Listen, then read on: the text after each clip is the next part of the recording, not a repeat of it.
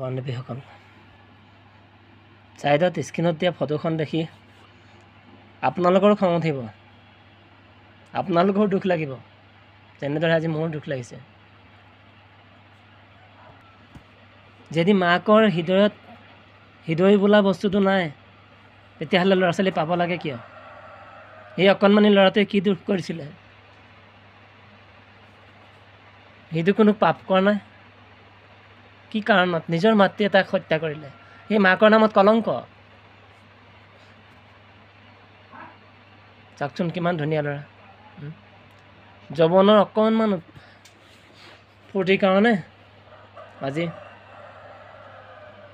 সেই অকণমানি ল'ৰাটোক হত্যা কৰিলে। ল'ৰা ছোৱালী আজিকালি মাক বাপেকৰ ওচৰত যদি সুৰক্ষিত নহয়, আৰু ক'ত সুৰক্ষিত হ'ব? বিবেচনা কৰকচোন আপোনালোক।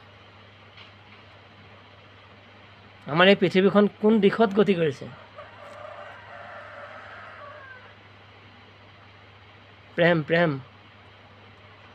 অকল পৰকীয়া প্ৰেমৰ লগত, পৰকীয়া প্ৰেমৰ কাৰণে আজি সন্তানটিৰ জীৱনটো হানি হোৱা নাইনে বাৰু?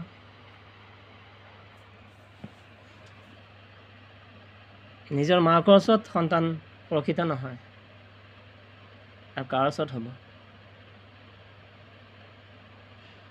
জন্মই দিব নালাগে তেনেকুৱা ল'ৰা ছোৱালী। যদি হৃদয়ত মৰম বোলা বস্তুটো নাই ল'ৰা ছোৱালীৰ প্ৰতি, কিয় জন্ম দিব লাগে?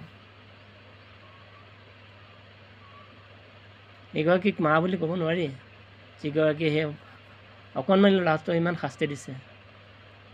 আপোনালোকে কমেণ্টত জনাওকচোন। মা শব্দটোত কিমান মহিমা, এই শব্দটোৰ মূল বুজি নাপালে।